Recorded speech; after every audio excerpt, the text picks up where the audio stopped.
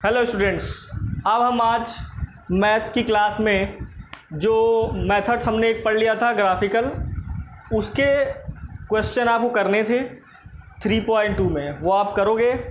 और आज मैं आपको 3.3 के टॉपिक के बारे में पढ़ाऊँगा। ठीक है, मैंने आपको 4 मेथड बता दिए थे सॉल्व करने के। चारों में से एक मेथड मैंने आपको करवा दिया था पिछले वाले वीडियो में, वो था ग्राफिकल।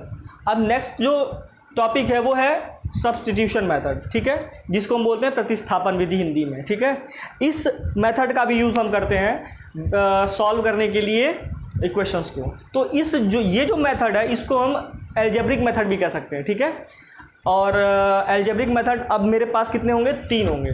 ठीक है, एक सब्स्टिट्यूशन, एक एलिमिनेशन और एक आपका क्रॉस मल्टीप्लिकेशन, जिसको वज्र गुणनखंड क्रॉस मल्टीप्लिकेशन 3 होंगे। ठीक है, हिंदी में क्या कहते हैं? प्रतिस्थापन और विलोपन और वज्र गुणनखंड। ठीक है, ये तीनों जो एल्जेब्रिक होंगे, बीजगणितीय विधि यहाँ होंगी। ठीक है, तो हम चलते हैं पहले आज जो है सब्स्टिट्यूशन मेथड की तरफ।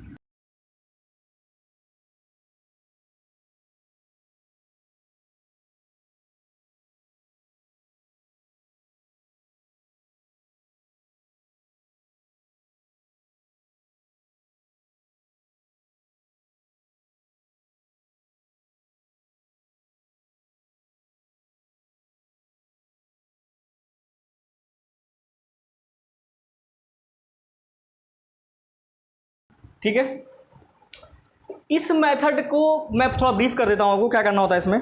इसमें आपको 2 इक्वेशन होंगे। आपको पहले एक चीज़ का ध्यान रखना है कि कभी भी किसी भी इक्वेशन में जितने वेरिएबल होंगे उतने ही इक्वेशन चाहिए उसको सॉल्व करने के लिए। ठीक है, अगर हमारे पास यहाँ पे हम किसके बारे में पढ़े हैं? लीनियर इक्वेशन विद 2 वेरिएबल्स, तो मेरे पास कम से कम 2 इक्वेशन भी होने चाहिए उन्हीं वेरिएबल्स के। ठीक है, ताकि हम उसको सॉल्व करके उन दोनों वेरिएबल्स की वैल्यू फाइंड आउट कर सकें। ठीक है, तो जैसे मान लीजिए हमारे पास एक एग्जांपल ले लेते हैं, a1x plus b1y plus c1 equal to 0 एक इक्वेशन है। a2x plus b2y plus c2 equal to 0, ये फर्स्ट इक्वेशन हो गया, ये सेकंड इक्वेशन हो गया। 2 इक्वेशन है, इसमें देखिए यक्स वाई इसमें भी वेरिएबल है और यक्स वाई ही वेरिएबल इसमें भी है, तो ये दोनों सेम टाइप के वेरिएबल के 2 अलग अलग इक्वेशन हैं। ठीक है, अब इन दोनों इक्वेशन को हम सॉल्व करके यक्स और वाई की वैल्यू फाइंड आउट कर सकते हैं बाय यूजिंग सब्स्टिट्यूशन मेथड, प्रतिस्थापन विधि। ठीक है, हमें करना क्या होता है? एक वेरिएबल की वैल्यू पहले वाले इक्वेशन से निकाल लीजिए और उसकी वैल्यू उठा के सेकेंड वाले में पुट कर दीजिए। ठीक है, बस उसके बाद सेकेंड वाले को सॉल्व करके जो वेरिएबल है उसकी वैल्यू फाइंड आउट कर लीजिए। जब वो सेकेंड वाले से एक वेरिएबल की वैल्यू आ जाएगी, उसको उठा के फिर जो हम फर्स्ट वाला इक्वेशन है उसमें पुट कर देंगे, तो हमारी दूसरे वाले भी वेरिएबल की वैल्यू आ जाएगी। यही वर्क करना होता है इसमें। ठीक है, तो जैसे मान लीजिए ये इक्वेशन, तो इसमें हम ये चाहे तो x की वैल्यू निकाल सकते हैं, चाहे तो y की, किसी भी एक वेरिएबल की वैल्यू निकालनी होती है हमें। कोई ज़रूरी नहीं है कि x की ही निकालें या कोई ज़रूरी नहीं है कि y की ही निकालें, किसी की भी निकालेंगे और दूसरे वाले इक्वेशन में पुट कर सकते हैं। ठीक है, अच्छा एक और चीज़, हमको बस ये देखना होता है कि किस वाले वेरिएबल की वैल्यू निकालना थोड़ा सा ईजी है। ठीक है, ये भी मैं बता देता हूँ ईजी और टफ क्या है। जैसे मान लीजिए कोई वेरिएबल है, अगर उसकी कोफिशिएंट, ठीक है, 1 है, क्या है? 1 है, तो उसकी वैल्यू निकालना थोड़ा सा सही रहेगा हमारे लिए। ठीक है, क्योंकि अगर कोफिशिएंट 1 होगा तो डिवाइड में कोई वैल्यू नहीं जाएगी, और डिवाइड में वैल्यू नहीं जाएगी तो हमको फिर एलसीएम लेने का चक्कर नहीं रहेगा। ठीक है, तो ज़्यादातर कोशिश ये करिएगा कि जिस भी वेरिएबल का कोफिशिएंट 1 हो, क्या हो? 1 हो, उसकी वैल्यू निकाल लेंगे। अगर ऐसा दिखता है कि किसी भी वेरिएबल का कोफिशिएंट 1 नहीं है, तो चाहे जिसकी मर्जी, चाहे x की निकालो चाहे y की, किसी की वैल्यू निकाल लेंगे। ठीक है, तो हम एक क्वेश्चन ले लेते हैं, उससे हम सॉल्व करेंगे इसको। ठीक है,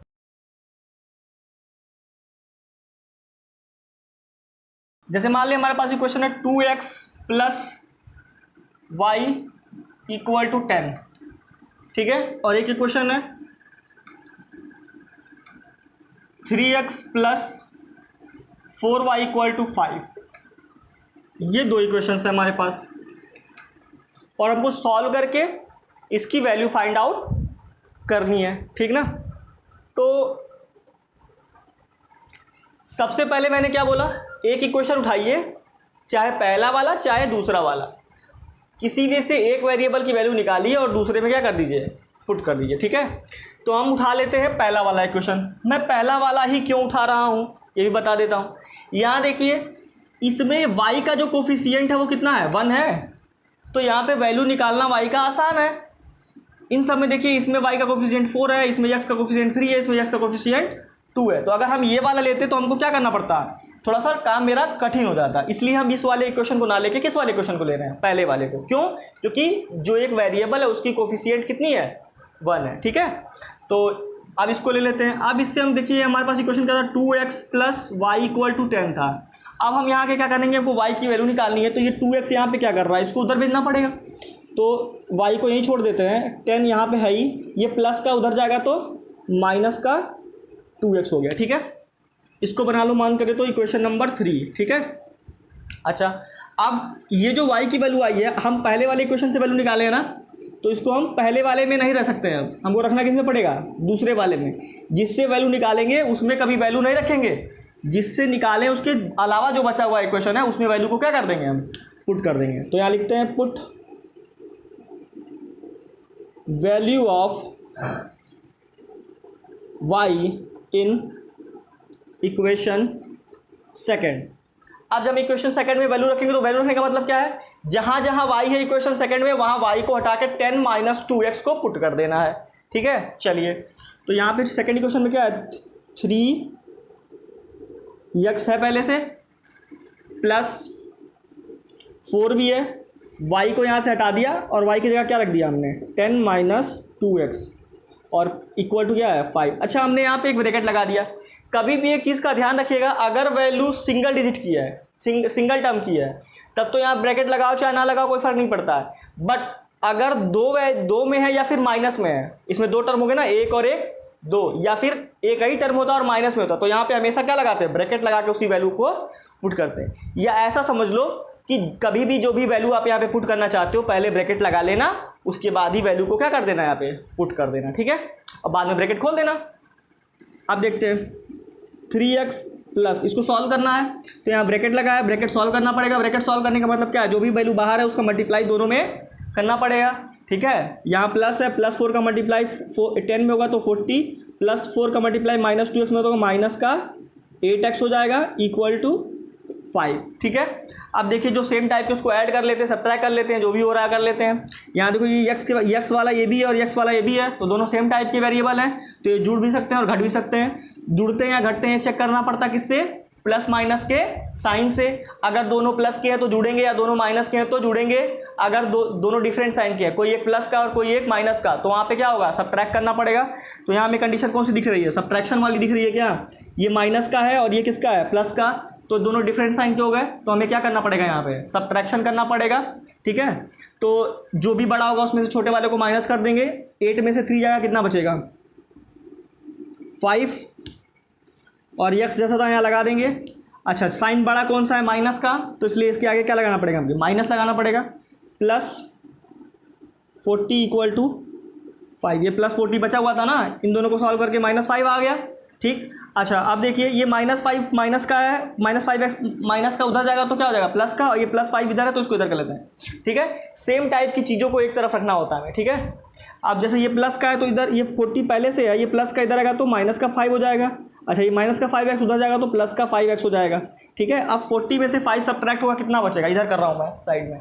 ठीक है, 40 में से अगर 5 सब्ट्रैक्ट हुआ तो कितना बचा, 35 इक्वल टू 5x। अब ये 5 से ये 35 7 टाइम्स में कट जाता है, तो 7 इक्वल टू कितना हो गया, x के, मतलब x इक्वल टू आ गया हमारा 7। एक वेरिएबल की वैल्यू हमारे पास आ गई। ठीक है, अब जैसे ही एक वेरिएबल की वैल्यू आई तो दूसरे वाले वेरिएबल की वैल्यू हमें निकालना है। अच्छा, एक चीज़ का खास ख्याल रखिएगा, बहुत सारे बच्चे क्या होते हैं यहीं करके छोड़ देते हैं, अरे आंसर आ गया, आंसर आ गया। भाई आंसर कहाँ आया, अभी तो ये कई वेरिएबल का आंसर आया ना, अभी तो दूसरा y तो बचा ही हमारे पास, हमें तो दो वेरिएबल की वैल्यू निकालनी है। तो दूसरे वाले वेरिएबल की वैल्यू निकालने के लिए हमको क्या करना पड़ेगा, इसकी वैल्यू उठा के इक्वेशन नंबर 3 में रखना पड़ेगा। हम इक्वेशन 3 में भी रखेंगे तब भी मिल जाएगा, इक्वेशन 1 में रखेंगे तब भी मिल जाएगा, इक्वेशन 2 में रखेंगे तब भी मिल जाएगा। हम किसी भी इक्वेशन में रख देंगे इसकी वैल्यू x इक्वल टू 7, तो हमको y की वैल्यू फाइंड आउट हो जाएगी। लेकिन मैं 3 में रखने के लिए आपको कहूँगा, क्योंकि 3 हमने पहले निकाल चुका है, y एक तरफ कर लिया है और ये x वाले सारी वैल्यूज़ किधर हैं, दूसरी तरफ है। तो ईजिली हमको यहाँ पे x की वैल्यू रखने पे माइनस प्लस करने पे आंसर मिल जाएगा, ठीक है। और किसी में रखेंगे तो आपको पहले इधर उधर भेजना पड़ेगा उसको, उसके बाद तब आप सॉल्व करके उसकी वैल्यू निकाल पाएंगे, है ना। तो हम यहाँ पे एक ही स्टेटमेंट लिखेंगे, क्या, put x is equal to 7 in equation 3, तो y इक्वल टू 10 माइनस 2, जहाँ x है उसको हटा के क्या रख देंगे 7, दोनों के बीच में मल्टीप्लाई है तो मल्टीप्लाई, तो कितना हो गया 10 माइनस 7 टू जा 14 में से 10 जाएगा तो कितना आएगा -4 आ जाएगा। तो ये y की वैल्यू भी हमारी क्या हो गई, आ गई। तो सो वैल्यूज आर 7 एंड -4, ठीक है। ये हमारा है सब्स्टिट्यूशन मेथड, ठीक है। तो जो हमारा एक्सरसाइज है आपका जो 3.3 वो इसी पे बेस्ड है, ठीक है। इसी पे आपको सारे सवाल हल करने हैं, ठीक है, सारे सवाल। तो इस मेथड से आप सॉल्व करिएगा, जो भी दिक्कत आएगी उस क्वेश्चन को हमारे कमेंट बॉक्स में आप सेंड कर दीजिएगा, हम उसका सॉल्यूशन देने का प्रयास करेंगे नेक्स्ट वीडियो में, ठीक है। Thank you.